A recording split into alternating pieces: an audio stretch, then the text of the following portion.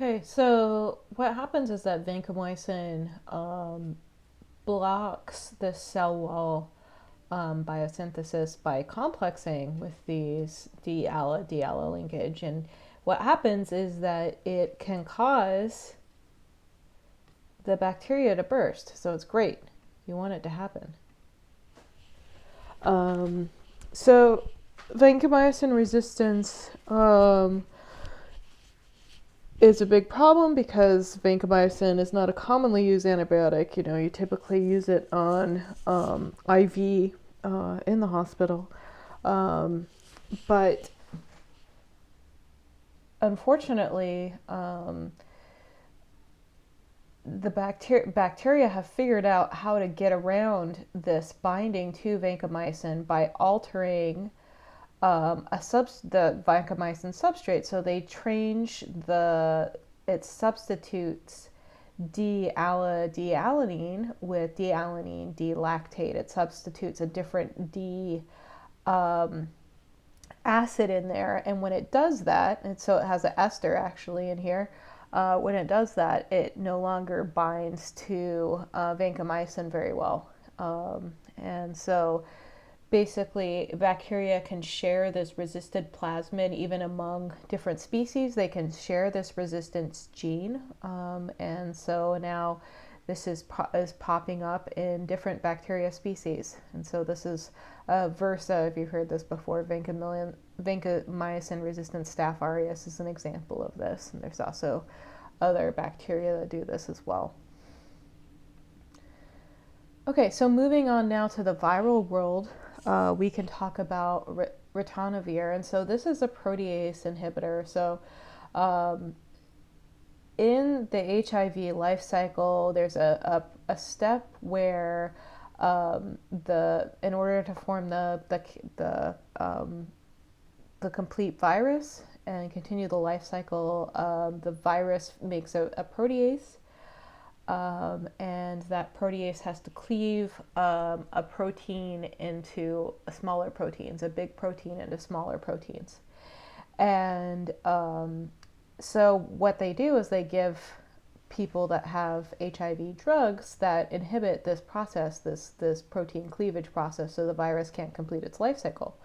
And what happens is the HIV starts to mutate. So it mutates this protease so that protease no longer is susceptible to ritonavir. And so this is people started mutating back, and they did a ring chain transformation now. So they did a ring chain transformation to change to increase pharmacophore binding to the mutated drug. And so you can use now a combination, and this basically you have ritonavir that inhibits any HIV-1 that doesn't have the mutation, and lopinavir inhibits the virus that does have the mutation. So you give it together.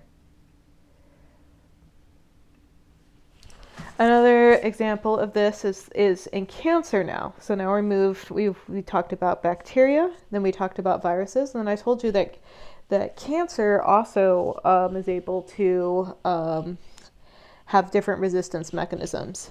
And so in this case, we get imatinib resistance, and so that's that myelogenous cancer, a white blood cell leukemia, and lymphoma type cancer. And this is chronic myelogenous leukemia, CML.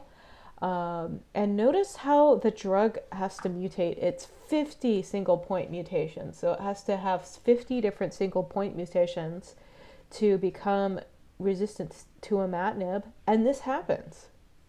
So before, with vancomycin, it was like 5. Now we're up to 50 mutations. But still, this is happening. So then they had, we went back into the lab and discovered if somebody's cancer mutates in this way, we have drugs against these mutant enzymes. It kind of, there's a very standard way, or not standard, I would say a typical way that these mutations accrue to form imatinib resistance. And so we know what those mutated proteins tend to look like, and we can develop inhibitors for those as well. And so we have now, like, ponatinib is now the final result of this SAR study that's resistant, or rather treats the resistant leukemias.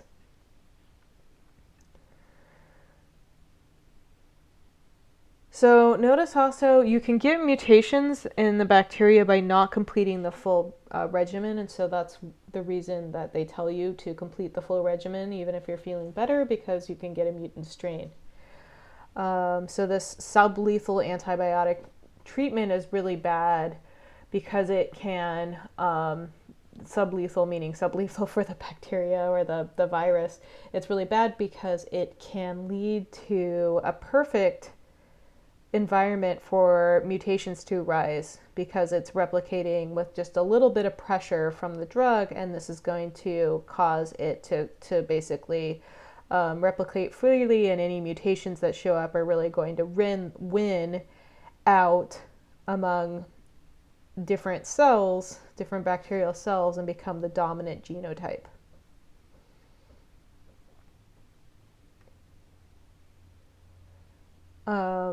So, yes, take the full antibiotic regimen when you need antibiotics.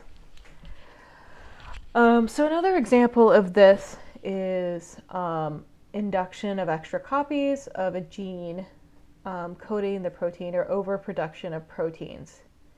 And so this is an example of this is an anti-cancer drug, bortezomib. Sorry, I don't know why that one's hard for me to say. Bortezomib. And this is a proteasome inhibitor. And so basically this is going to be, your body has kind of a trash can where proteins go, but it's not actually a trash can, it's more like a recycling can. Well, let's say it's mixed stream waste of trash and recycling.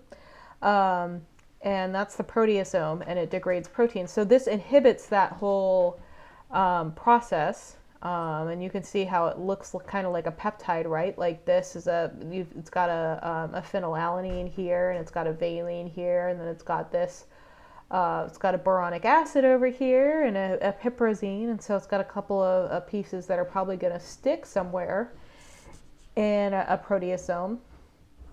And in fact, that's what ends up, you form a covalent bond with a threonine through the hydroxyl group, and it forms an 8 complex.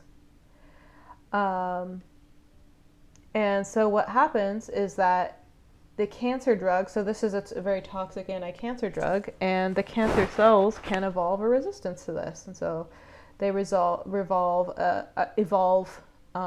by making more of that proteasome since it's being inhibited. So they figure that out and start making more of it in the cancer.